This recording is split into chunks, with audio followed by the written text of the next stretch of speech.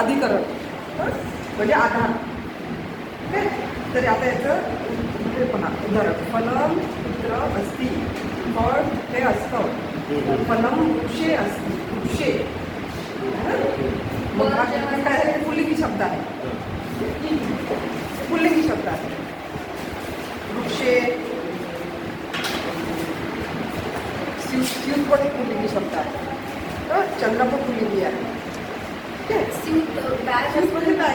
स्यूत हो पुल्लिंग येतं. ती पिशवी पडतो. तिथे ते होतं पण ती पिशवी पडतो. ती पर्स पडतो. ते स्यूत हा पुल्लिंगी आहे. रेकॉर्डिंग हो. फलम पुत्र अस्ति. फलम वृक्षे अस्ति. कूपी पुत्र अस्ति. कूपी स्यूते अस्ति. चंद्रः पुत्र. चंद्रः गगने. म्हणजे आपले अस्ति का नाही नसलं नाही लावलं तरी चालतं. आहे की नाही? अस्ति लावलं तरी चालतं किंवा नाही लावलं तरी. आता फक्त आपल्याला काय शिकायचं? फक्त विभक्ती शिकायची आहे ना. मग गगने म्हणजे कुठले कुठले पुल्लिंगी शब्द आहे? गगन हा नपुंसकलिंगी आहे. स्यूत हा पुल्लिंगी आहे. मीना हा जले तरंगती. कुठे मीना हा म्हणजे मासे. मासे कशात पोहतात? पाण्यात पोहतात. मग आता हे इकडचे आहे ना हे पुल्लिंगी आहे. पुल्लिंगी शब्द आहे. हस्तः फलकः मार्गः. आपण पेज नंबर 24 पाहत आहे. आमोद पुस्तकातला आपण पेज नंबर 24 पाहत आहे. हस्तः फलकः मार्गः पर्वतः आसन्दः घटः हे सगळे पुल्लिंगी शब्द आहे. आणि हे कुठले आहे? हे नपुंसकलिंगी शब्द. पात्रम द्वारम मुखम. मग आता काय म्हणतात? हस्ताचं काय होणार? हस्ते. फलकाचं सप्तमी काय होणार? सप्तमी फलके. मार्गे म्हणा मोठे म्हणा. मार्गे मार्गे पर्वते पर्वते आसन्दे आसन्दे घटे घटे करणे करणे विद्यालये विद्यालये. असं एक खालचे लोकसंख्या आहे. मग पात्राचं काय? पात्रे. मग परत काढून टाकायचं. पात्रे द्वारे मुठे पुष्पे फले शाखे पुस्तके मार्गे वृद्धे इत्यादी. ठीक आहे. तर हे झाले आपले लोकसंख्येचे शब्द. मग जेव्हा लोकसंख्येची आहे तेव्हा त्याला वृक्षे वृक्ष तो वृक्षे आहे ना असं अशी त्याची सप्तमीचं ऐकवची होणार. आता खाली काय दिलेलं आहे? मौक्तिक आणि पुत्र. मौक्तिक कुठे असतात? मोती कुठे असतात? मौक्तिक आणि मालायाम. माला हा स्त्रीलिंगी शब्द आहे. मालामध्ये आहे की नाही? इथे आपण वृक्षे असते म्हणजे वृक्षावर असा पण अर्थ येतो. वृक्षावर पण येतो. मध्ये पण येतो. मालामध्ये पण येतो. अर्थ त्याचे तसेच आहे. आपण त्या चार्टमध्ये लिहिलेलं आहे ना सप्तमीच्या. हा एक चार्ट आहे. सप्तमी लक्षात. हा पेज नंबर 35 वरचा चार्ट आहे. तर हा लक्षात घ्या. कसं आता देवम आहे ना. देवम देवौ देवा विद्या. देवः देवौ देवा हा प्रथमा. मग यामध्ये कसं आहे? एक देव दोन देव आणि पुष्कळ सारे देव हे प्रथमा. मग देव म्हणजे देवाला त्या दोन देवांना आणि पुष्कळ देवांना. देवान ला किंवा ना हा प्रत्यय लागला. देवेन देवाभ्याम देवैही. देवाने दोन देवांनी व पुष्कळ देवाने.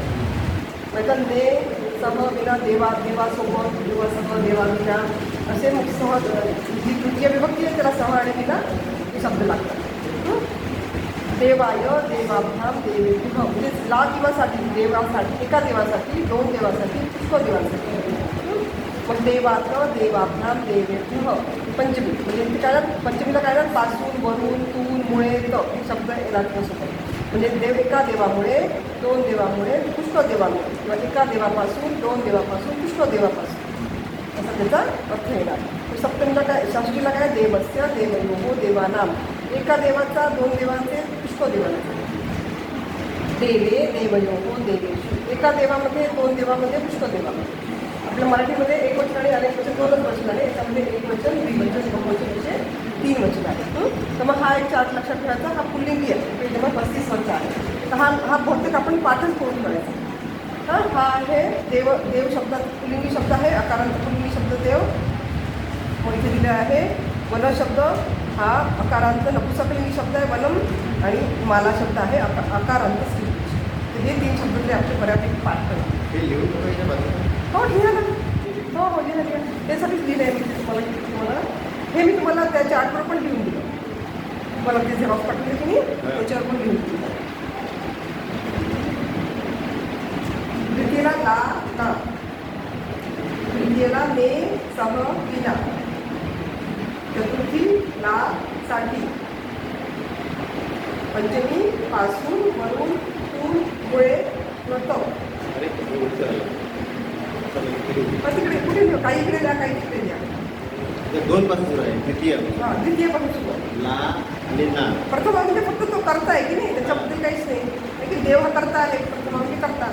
पूल मुळे आहे तो झाडात म्हणतो की नाही, झाडात पडलो की नाही? आणि सगळं चतुर्थीला आहे. ला साठी. चतुर्थी ला साठी, पंचमी पासून वरून तून मुळे तो, पंचमी पासून वरून मुळे तून तो, षष्ठी चाचीचे, साठी. षष्ठीचे चाचीचे, त्याचा त्याचा वडिलांचा आईचा आहे की नाही संबंध आहे त्याच्यामध्ये. जसं ठाचा मुलगा आहे ना, संबंध मग चाचीचे. आणि सप्तमीला वर मध्ये क आहे ना, गंगा नद्यांमध्ये श्रेष्ठ आहे की नाही. त आणि ने आहे का? मुळे. तो त. झाडात म्हणतो की नाही आपण, हां फुल झाडात पडलं, खाली पडलं, मातीत पडलं, मातीत पडलं असं म्हणतो की नाही आपण. पासून तो वरून तून मुळे. तून मुळे तो, चाचीचे वर मध्ये तो. ज्याला तर काही सांगत नाही आला. हे संबोधन आहे. आपण आवाज येतो ना, अगं आई आहे की नाही. आपण पुल्लिंगीमध्ये आपलं हे राम राम आपण म्हणत नाही, निसर्ग चालू होतो संबोधनामध्ये निसर्गाचा. तो नाव सांगताना आपण काय म्हणतो, हे शह मनोहर. पण जेव्हा आपण आवाज म्हणतो तेव्हा अरे मनोहर असा आवाज देतो, मग त्याला हे नाही लावत, निसर्ग नाही लावत. जो बिंब आहे ना ते नाही लावत. तर ते केव्हा आहे संबोधनमध्ये येतात, तेव्हा लागतो. मग आपण मुलीला म्हणतो आई आई राधिके, नाव राधिका आहे, आवाज देतो ना आई राधिके, आई सीते है ना. रामाचा आपण निसर्गाचा लोक म्हणा, स्त्रीलिंगामध्ये आई सीते, आई राधिके. आणि लक्ष्मी स्वतःला आपण म्हणजे आपण काही नाव देवायचं काम नाही करतो, असं आवाज देत नाही ना. आणि ह्याच्यामध्ये करता आहे ना राम राम जेवतो, करता कोण केला राम है ना. मग करताना काही असं वेगळं नाही आहे, हे सगळे करता आहे ह्याच्यामध्ये. मला लक्षात एवढं चालतं ते ना. हा झाला आता पुल्लिंगीचा आपला देवलिंगी. हे वनम नपुंसकलिंगी शब्द आहे ना. वनम म्हणजे इथे हे पण कोण दिलेलं आहे, वर्णविषय आणि हे आकारांत माला. तर हे 3 शब्द आपल्याला पाठच पाहिजे, हे लक्षात आले पाहिजे. आता हा प्रत्येक ठिकाणी वेगळे आहे. वनममध्ये काय येतं माहिती का, स्त्रीलिंग पुल्लिंगी आणि नपुंसकलिंगी सगळे सारखे आहे. फक्त प्रथम आणि द्वितीय वनम वने वनानी प्रथमा, वनम वने वनानी द्वितीय, आणि बाकी हे सगळे पुल्लिंगसाठी आहे. वने न वनाभ्याम वने द्वितीया. आता एकदा म्हणू आपण, तुम्हाला लक्षात येईल. देव देवौ देवाः प्रथमा, देव देव देवौ देवाः प्रथमा, देवं देवौ देवा द्वितीया. मी सांगते मग तुम्ही म्हणा. देवं देवौ देवा द्वितीया, देवं देवो देवान् द्वितीया, देवेन देवाभ्यां देवली तृतीया, देवे देवाभ्यां दैवे तृतीया, देवेन देवाभ्यां देवली तृतीया, देवेन देवाभ्यां दैवे तृतीया, देवाय देवाभ्यां देवेभ्यः चतुर्थी, देवाय देवाभ्यां दैवेभ्यः चतुर्थी, देवाय देवाभ्यां देवेभ्यः चतुर्थी, देवाय देवाभ्यां दैवेभ्यः चतुर्थी, देवात् देवाभ्यां देवेभ्यः पंचमी, देवात् देवाभ्यां दैवेभ्यः चतुर्थी, देवात् देवाभ्यां देवेभ्यः पंचमी, देवात् देवाभ्यां दैवेभ्यः पंचमी, देवस्य देवयोः देवानां षष्ठी, देवस्य देवयो देवानां षष्ठी, देवस्य देवयोः देवानां षष्ठी, देवस्य देवयो देवानां षष्ठी, देवे देवयोः देवेषु सप्तमी, देवे देवयो देवेषु सप्तमी, देवे देवयोः देवेषु सप्तमी, देवे देवयो देवेषु सप्तमी, हे देव हे देवौ हे देवाः संबोधनम्, हे देव हे दैवो हे देवाः संबोधन, हे देव हे देवौ हे देवाः संबोधनम्. हे देव हे देवो हे देवाः संबोधन. आता असं पण घरी पण असं 1-2 राम म्हटलं, 1-2 राम म्हटलं की रोज आपण कशी आरती म्हणतो तसं 1-2 राम म्हटलं बरोबर लक्षात राहतं. वेगळं पाठ करायची गरज नाही. आहे की नाही. आणि मग लक्षात येऊन जातं आपल्याला. हां, तर हा आपला सुरुवातीचा 4 पैकी जो आपण लक्षात ठेवायला पाहिजे. मग आता 24 नंबर. 24 नंबरचं किताबचं कुत्र असते म्हणजे कुठे आहे, हां. आधार म्हणजे काय कुठे आहे हे आपल्याला सप्तमीमध्ये कळतं. आता आपण आलो तो स्त्रीलिंगी शब्द. मौक्तिकानी पुत्र. मौक्तिक कुठे आहेत? मोती कुठे आहेत? तर माळेमध्ये आहे. मौक्तिकानी मालायाम, माळेमध्ये. लेखनी पुत्र. लेखनी पेटिकायाम, लेखनी कुठे? पेटीमध्ये आहे. आपले असे कंपोज आहेत पण आपल्याला हलते